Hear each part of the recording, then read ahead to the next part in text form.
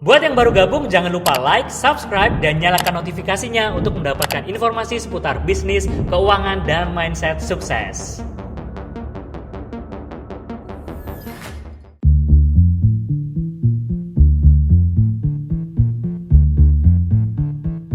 Di Indonesia, virus corona tak ubahnya disebut-sebut sebagai ladang bisnis para pemilik layanan kesehatan. Gimana enggak? Beberapa waktu lalu aja beredar kabar nih bahwa seorang wanita diduga menderita tifus dan DBD diubah statusnya menjadi seorang pasien positif COVID-19. Bahkan kabarnya pihak keluarga disuruh untuk membayar biaya pengobatan di rumah sakit tersebut sebesar 20-30 juta. What? Wah, ini gila banget sih, disuruh bayar penyakit yang gak dideritanya. Apalagi kalau udah kena stigma COVID-19 kan gimana kata tetangganya ya kan? Ngawur banget sih ini rumah sakitnya. Kasus pengubahan pasien negatif COVID-19 menjadi positif COVID-19 itu kabarnya banyak dilakukan di berbagai layanan kesehatan, termasuk rumah sakit. Ketua Banggar DPR RI, Said Abdullah, mengadu kepada Dr. Terawan tentang adanya rumah sakit nakal di sejumlah daerah. Said Abdullah mengaku rumah sakit tersebut sengaja membuat pasien dinyatakan positif COVID-19 demi mendapatkan anggaran corona. Hal itu diungkapkan Said saat rapat kerja Badan Anggaran DPR RI dengan pemerintah untuk membahas laporan APBN semester 1 2020. Adapun disampaikan Said kepada Menteri Kesehatan Terawan Agus Putranto yang hadir dalam rapat kerja. Ada kenakalan juga di rumah sakit, tidak COVID tapi dinyatakan COVID. Keluarga nggak terima, 2 minggu mau masuk pengadilan, akhirnya rumah sakit nyerah. Oh iya, bukan COVID. What? Kata Said dalam rapat kerja dengan pemerintah itu. Dia melanjutkan, setelah diselidiki, ternyata rumah sakit itu sengaja menyatakan pasien itu positif corona demi mendapatkan insentif rumah sakit.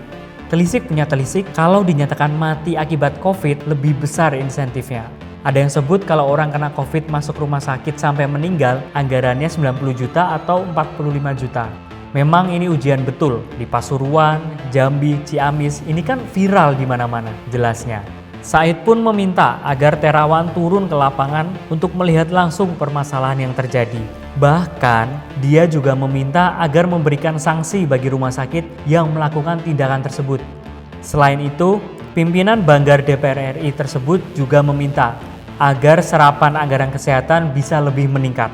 Pertama, pemerintah menganggarkan sektor kesehatan dalam pemulihan ekonomi nasional sebesar 87,55 triliun.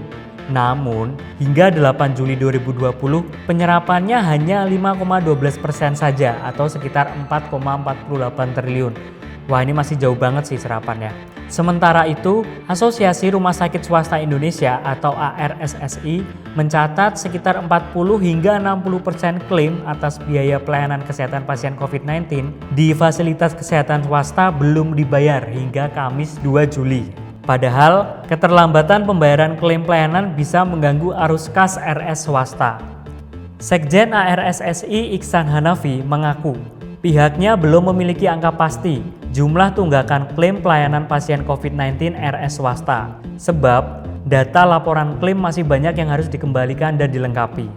Tak hanya pemberian insentif, pihaknya berharap klaim pelayanan kesehatan pasien COVID-19 di RS swasta bisa segera dipenuhi oleh pemerintah, sebab dia menambahkan RS swasta bisa bertahan hanya dari pembayaran klaim seperti itu. Jangan sampai operasional dari RS terganggu karena keterlambatan pembayaran klaim, tandasnya. Jadi, kami belum mencatat nominal kekurangan pembayaran klaim pelayanan ini.